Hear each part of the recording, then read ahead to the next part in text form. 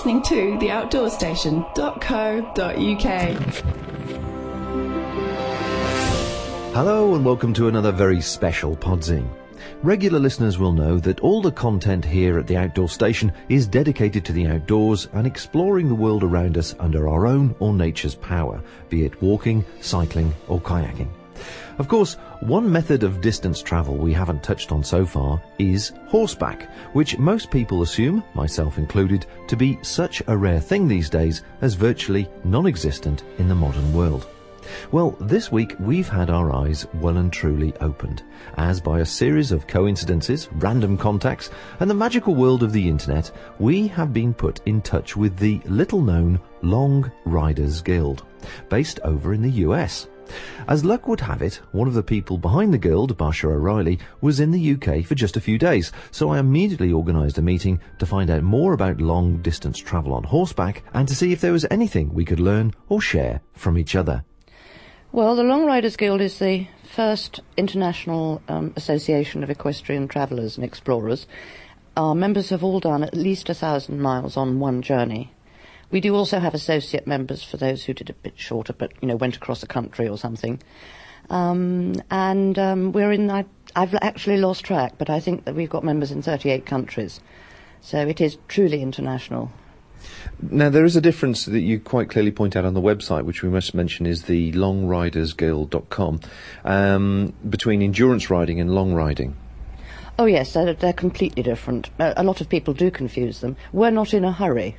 We have no competitions, but there is absolutely no competition at all in ours. We don't care how far you went. We just want to know that you did it and you took care of your horse. That's the important thing. So, when did it come about? When did the actual sort of the guild come about? Well, we had our first meeting in September of 2000. I think, yes, 2000. And there were 5 of us from 3 countries. And interestingly, one of them was an American called DC Vision. And I think he made 14,000 miles, and he'd never even been near a horse, let alone sat on one before he set off. So it does prove that anybody can do it. Although we do think people should be able to obviously take care of their horses and know which, to face the ears and not the tail. But anybody can do it, really, anybody. So in 2000, how did you all get to meet then? Was it purely the advent of the internet and connections that way? Largely. Cucullin, my husband, had been looking for me for 5 years, and through a friend of a friend of a friend, we finally made contact with each other, and we decided to set up a website and go looking for equestrian explorers. He knew some of them, but it would never have been possible without the internet. As I tried to explain to my mother, it's like having a poster in every post office, in every village, in every country of the world, and people find us, and it's been wonderful. We've had such fun. Well, you're based in the US, aren't you? Yeah, at the moment, yes. Yeah, but it's a temporary accommodation from what you've just been telling me. Yes, it's really basically only until we've finished what we've set out to do, and that includes publishing. We've published more than 100 equestrian travel books, and when we've done what we intend to do for now, then we'll set off on our own journey and find permanent accommodation somewhere else, but not the United States. The one thing I did want to mention, again, which is picked up from the website, was about the publishing activity that you do, because you've got a sort of digital publishing system or association, so that if anybody wants any books who are equestrian listeners to this that have been produced and then gone out of print, you can organise this. Oh, absolutely, yes. We use print on demand, which is very environmentally friendly, and every book is a wanted book. And yes, we can get any book into print. Any book at all? Yeah, any book, any language.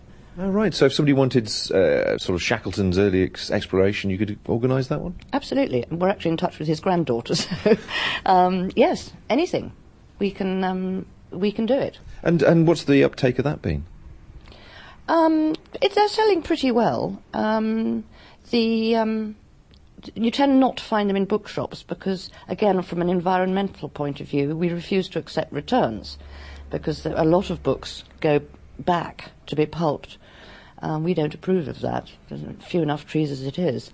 But no, they're selling pretty well. The website is horsetravelbooks.com, we're very pleased. The people that go to make up the Long Riders Guild, it would be easy to assume that they're all fairly affluent and it's a bit of a sort of a luxury pastime, but this isn't actually the case, is it? No, it's not. Obviously, you have to buy a horse, unless you can get someone to lend you one. And the cost of living on the road, just like if you're on your own feet, is very small. And you'd have to be feeding the horse oats and such like anyway, if you were still at home. So, no, I mean, you can't be dirt poor, let's be honest, but you certainly don't have to be rich at all. It's well, presumably some of the countries you go to are very equestrian friendly, shall we say, so the actual affordability of it is perhaps better than most people might think. Oh, absolutely. I mean, oats cost almost nothing. People know what to do. You can find farriers, you can find vets. And, they just look at you when you turn up in the village and they smile. I mean, it's like having the key to the village, and they know exactly what you need. And you don't even have to look where you're going. That's the great thing, too. The horse looks where it's going, and you can look all around and enjoy the countryside. Enjoy the view. Yeah. So tell me about some of the people actually involved in the guild and some of your members and so on, because they're not all of a certain age. They're actually quite across a wide age range. Yes. On the whole, they tend to be in their 40s or 50s, because then they've paid off the mortgage and the children have left home.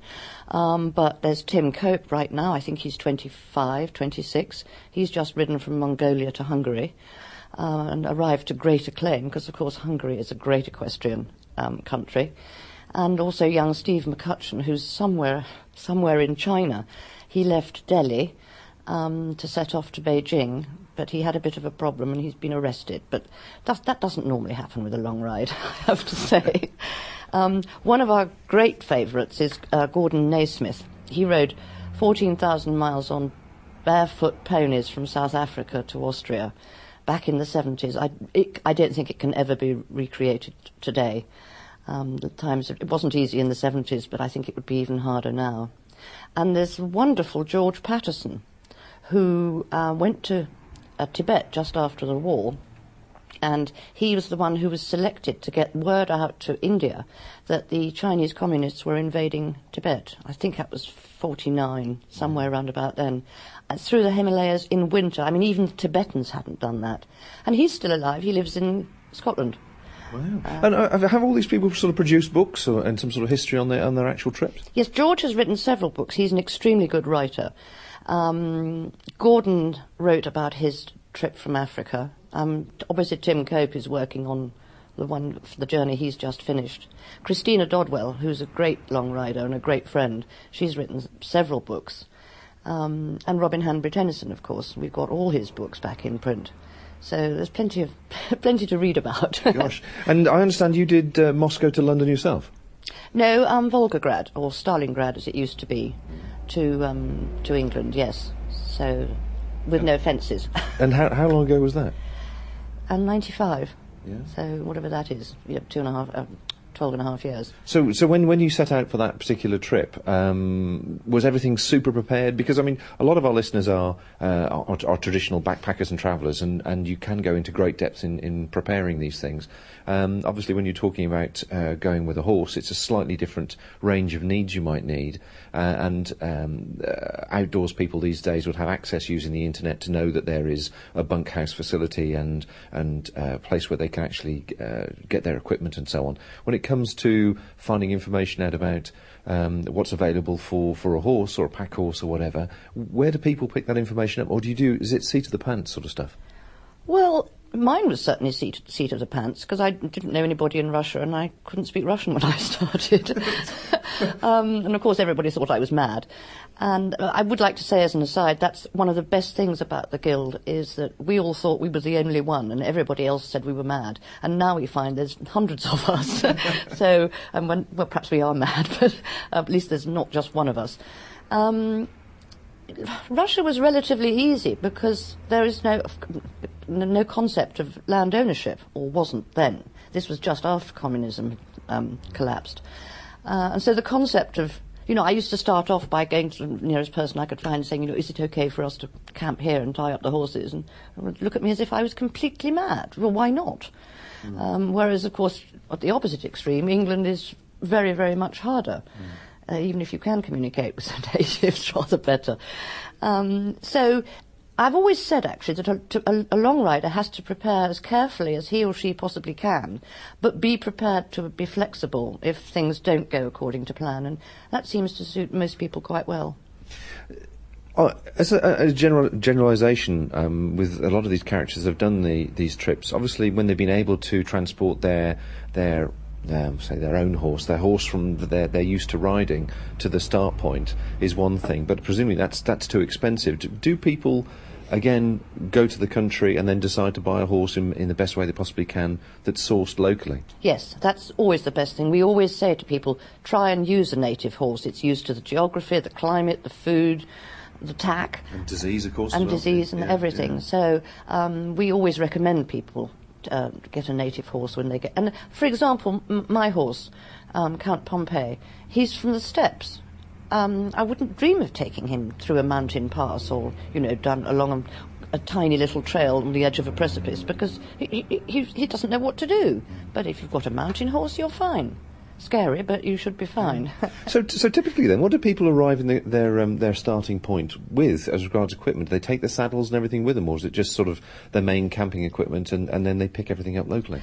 I think it varies. I think everybody has his or her own way of doing things. People tend to have their own saddles because they're used to them. But on the other hand, I started off with Cossack saddles because they were what the horses were used to. So it's very, really, there's practically everywhere you can think of, somebody's done it. That particular trip that you took then, how long did that take, and what sort of terrain and weather did you actually go through? It took 6 months, although only about 2.5 months was riding. The rest was doing battle with red tape, believe it or not. And it was very easy terrain. We started in the steppes, and there's no mountains between the steppes and Harwich, and so it was very easy, and it really was. It was lovely. It was just great. And weather, we started in July, and it was unbearably hot almost, and flies and that sort of stuff. And by the end, it was very cold because that was November. So what did you take with you from an equipment point of view? Did you carry a tent and so on for that trip, or did you use, again, local facilities? I actually had a backup truck on that trip, right. And this is partly my Englishness, because it just never occurred to me to take a pack horse. Everybody else would have just said, I'm going to take a pack horse. But no, it just never occurred to me. And all the Russians said, oh, you've got to have a backup truck, so I did. So I would never do that again. Apart from the fact that it carries the weight, the person driving the truck does the day's journey in half an hour and sits around waiting for you to turn up with your horses. So I wouldn't recommend it.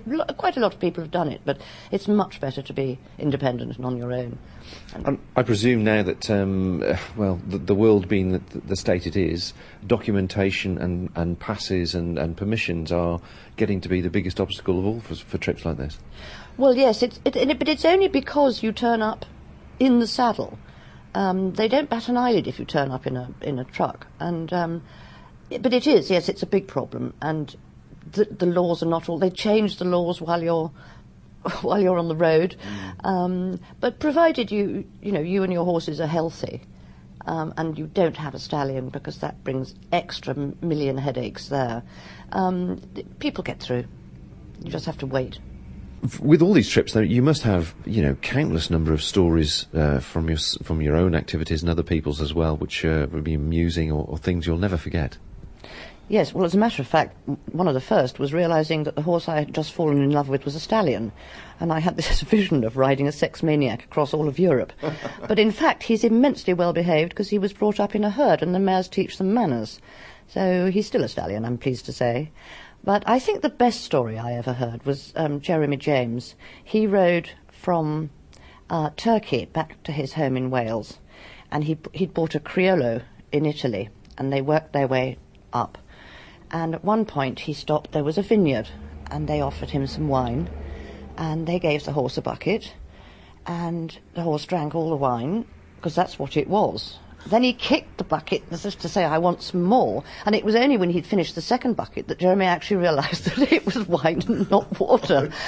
And so they set off again in a sort of rather unsteady way. And Jeremy decided to give up for the day when a nun came over the hill on a bicycle with her habit flapping, and the horse went completely nuts. So that's quite a good story, and his books are both very good, by the way. So you must have had countless occasions yourself when there were sort of acts of kindness that just came out of nowhere, or something that diffused a question if you were concerned about your security or camping alone at night and so on. Yes, I never actually did do that, but yes, I mean, there's always some drunken hooligan somewhere that's going to.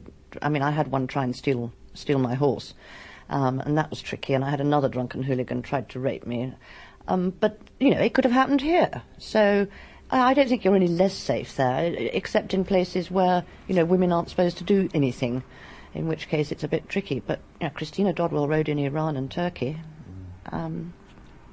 So, I mean, you were telling me earlier on that the first time you rode in Russia, they were just amazed that a woman could ride. Yes, they simply couldn't believe it. I mean, they waited until the end of the day so that the horse was suitably tired. And they just couldn't believe it. And I'm very proud to say that by the end of it, they made me an honorary Cossack. And they gave me a Cossack whip, and they said, we use this to keep our wives in order. And I said, thank you so much, I'm now going to have a very obedient husband. Do you find, all of you in the guild, when you get together, that it's a relief to find somebody else that's had a similar experience, so you can just sit and unload and reminisce and have all the stories come out? It's absolutely wonderful. That first meeting, we never stopped talking. I don't think we ever went to bed. We just talked, and everybody had a rat story, and everybody had a saddle story, and everybody had a, lunatic, drunken person story. And we all understood the spirituality of the ride, not just the, getting saddle sores. And we all understood there's a deeper meaning. There's something you find else, which I can't really describe except to say it's spiritual, but and almost everybody gets it. Some don't. Some go 1,000 miles and just get off the horse and go home. But most people feel it's completely changed their lives. Do you feel you become part of the fabric of the society that you're passing through very, very quickly because you're on horseback, as opposed to a tourist with a bright shiny coat or whatever? Oh, absolutely. Which brings me to another point. We always recommend people learn some of the local language. I mean, you can't expect to learn them all fluently. But, to turn up on a horse with a big smile and to be able to say something in their own language, they just take you straight to their hearts. I mean, they're so thrilled, particularly if you're riding their horse, their breed of horse. That was the great thing about the Russian trip. Well, why are you taking our horses? And I said, because they're so good. Oh, they were so happy. They must have had loads of questions for you, those you passed through the wilds of Russia. Not really. The first thing was, why are you a woman? How can you ride? And no, they didn't really have that many questions. I mean, they'd never seen any foreigners. Most of them had never even been to the next village.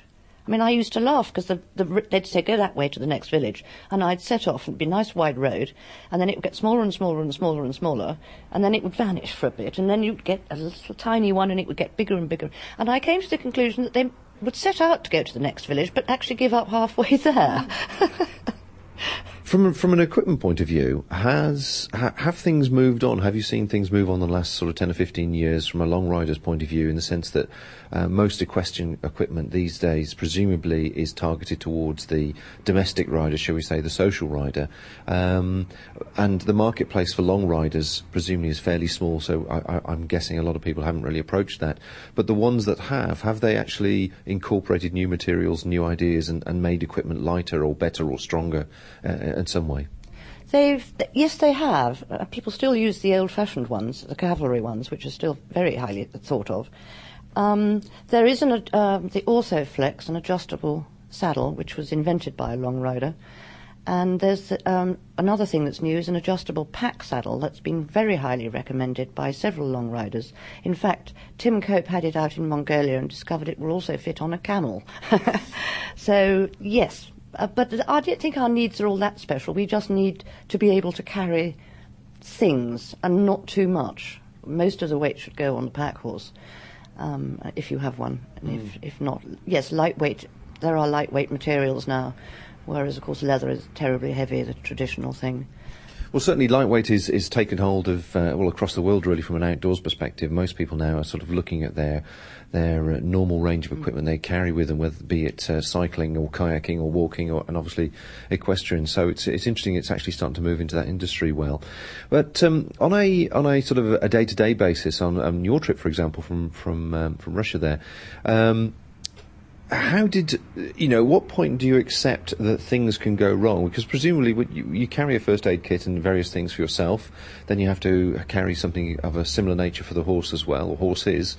At what point do you stop saying, well, if anything terrible goes wrong, I just have to accept it, Well, yes. Sort of being over-prepared, basically, is what I'm asking. Yes. I think you take the very basics. I mean, you need to be able to put on a bandage or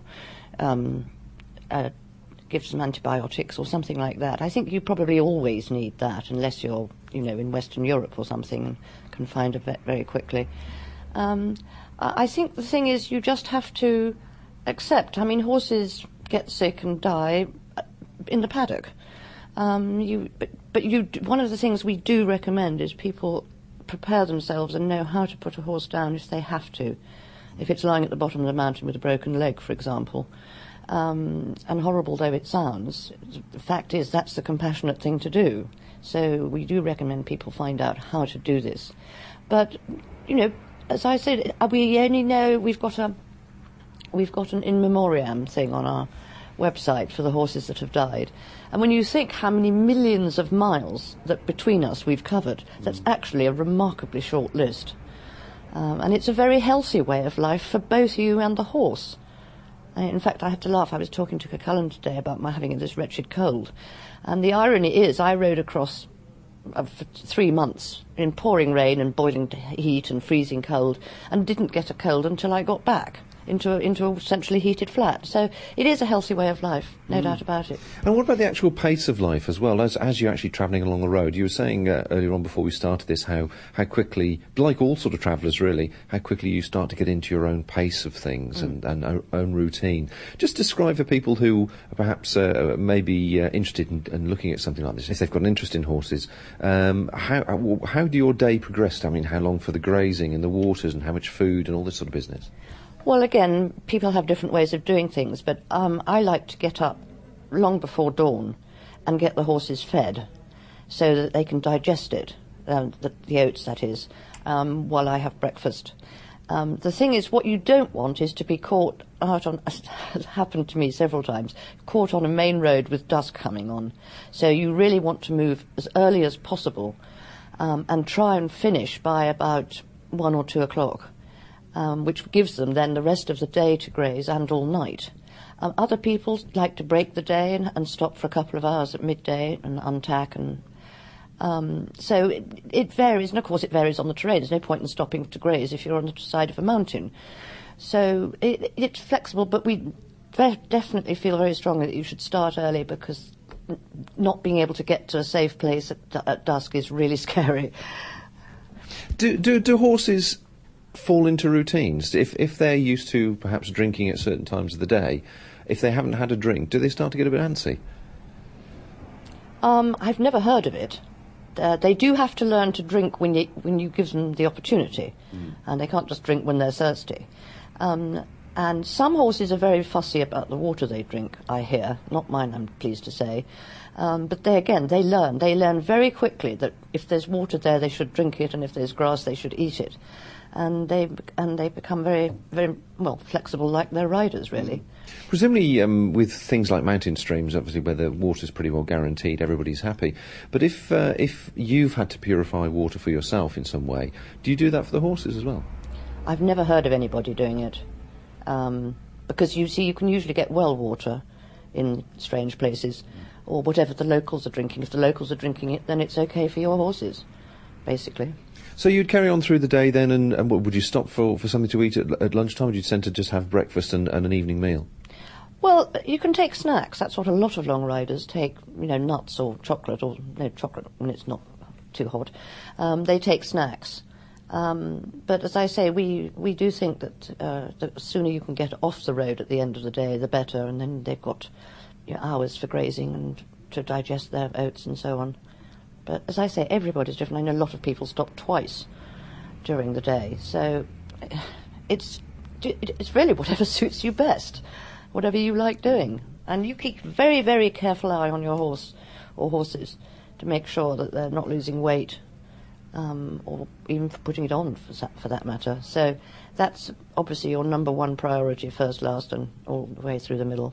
Well, I presume, like any form of long-term steady exercise, you develop a certain level of fitness, and you can recognise it in the horse as well, and he looks better for it, or she looks better for it. Absolutely. But as I say, it's the one thing you want to watch for, like a hawk.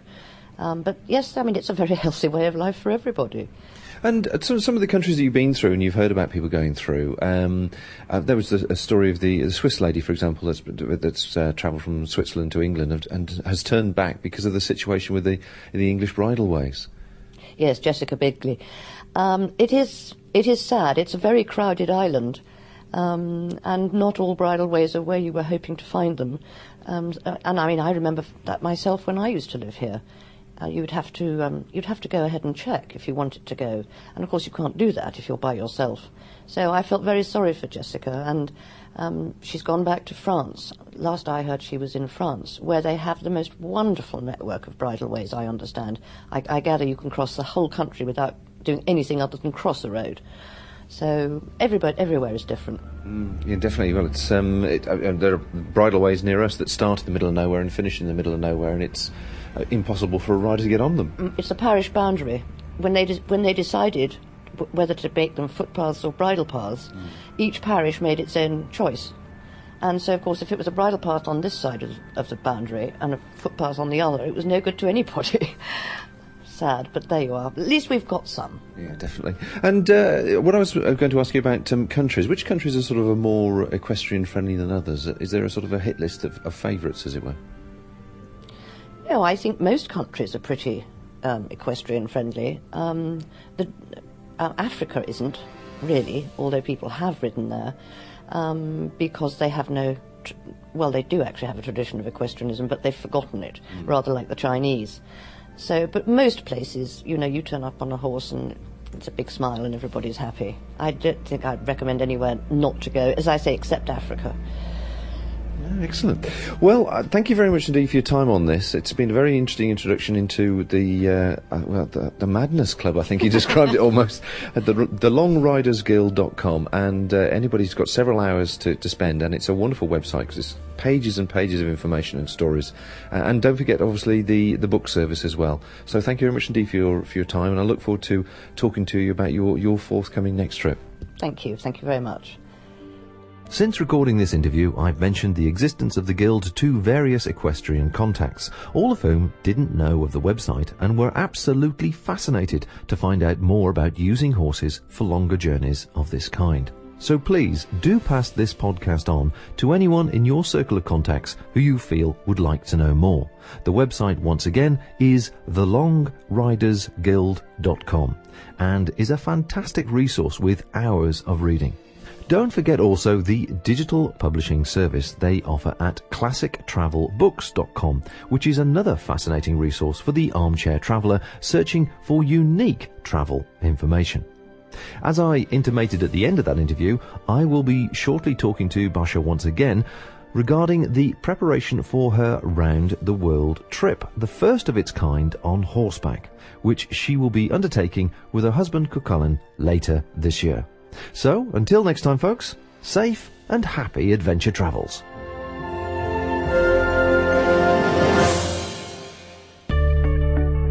This independent programme has been brought to you by The Outdoors Station, the exciting new way to see and hear free information about the outdoors world.